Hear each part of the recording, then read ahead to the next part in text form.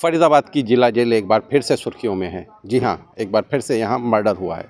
इस बार मर्डर हुआ है आतंकवादी गतिविधियों में संलिप्त रहे अब्दुल रहमान का। आपको बता दें कि अब्दुल रहमान को गुजरात एटीएस और हरियाणा एसटीएफ की टीम ने जॉइंट ऑपरेशन के बाद फरीदाबाद के पाली गांव से उस वक्त पकड़ा था जब 2 मार्च को ये फरीदाबाद आया था और उसी दौरान इसको गिरफ्तार किया था। इसके बाद से 2 हैंड ग्रेनेड बरामद किए गए थे, जिसके बाद से वो लगातार यहीं फरीदाबाद की जिला जेल में बंद था। जांच चल रही थी, इसके बाद जो कानूनी कार्रवाई है वो जारी थी। और बीती रात जो बताया गया है कि इसकी सेल में 3 लोग बंद थे। अब्दुल रहमान के साथ एक अरुण चौधरी नाम का शख्स था, इसके अलावा एक अन्य शख्स था। आपको बता दें कि अरुण चौधरी और जो वो तीसरा शख्स था, ये दोनों जम्मू कश्मीर की जेल से यहाँ शिफ्ट किए गए थे अक्टूबर 2024 में। आपके बता दें, ये भी बता दें कि जो ये अरुण चौधरी है, इसके ऊपर गैंगस्टर एक्ट के तहत मुकदमे दर्ज थे जम्मू कश्मीर में, जिसके बाद से वहाँ एक जांच हुई जिसमें इसके बाद इसके पास मोबाइल बरामद हुआ था। और इसने उसके बाद जब उससे पूछताछ हुई तो इसने कहा कि एक सीनियर अधिकारी को, जेल के सीनियर अधिकारी के पीएसओ को इसने पैसे दिए थे, जिसके बदले इसे मोबाइल रखने की सहूलियत मिली थी।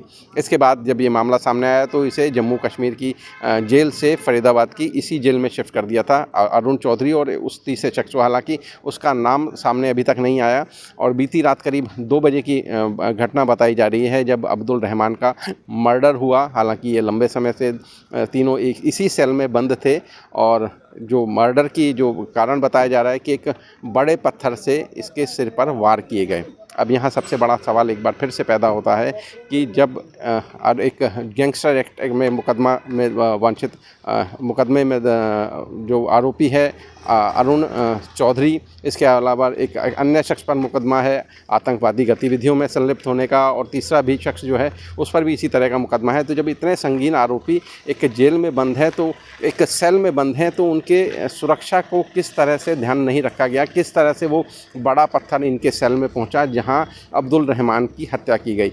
यानी कि एक बात और भी है, जब ये जो पत्थर पहुंचा तो कहीं ना कहीं से एक संशय ये भी है कि जो मर्डर है वो प्री प्लानिंग के तहत किया गया, क्योंकि अचानक से कोई झगड़ा होता, कुछ और बात होती तो कम से कम उसमें कोई जो हथियार या कोई इस तरह की चीज़ इन्वॉल्व नहीं होती। लेकिन इस मामले में एक पत्थर बताया जा रहा है, बड़ा पत्थर है, तो वो उस सेल में कैसे पहुंचा, क्या उसमें जांच नहीं की गई थी या फिर से लापरवाही बरती गई। जैसे कि अरुण चौधरी का पिछला रिकॉर्ड रहा है कि जब वो जब जम्मू कश्मीर जेल में बंद था तब भी उसके पास से मोबाइल बरामद हुआ था और ईजीली एक्सेसिबल था।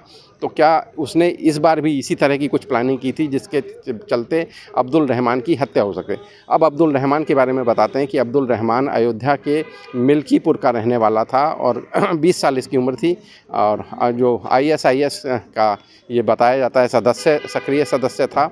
और यहाँ जो है इसके पास से 2 हैंड ग्रेनेड बरामद किए गए थे।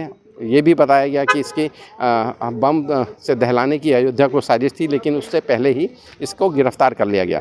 फिलहाल इस मामले में जुडिशियल जो जांच वो शुरू कर दी गई है। जो जुडिशियल ऑफिसर्स हैं वो यहाँ जिला जेल पहुँच चुके हैं। अब देखना होगा कि इस मामले में क्या सामने आता है।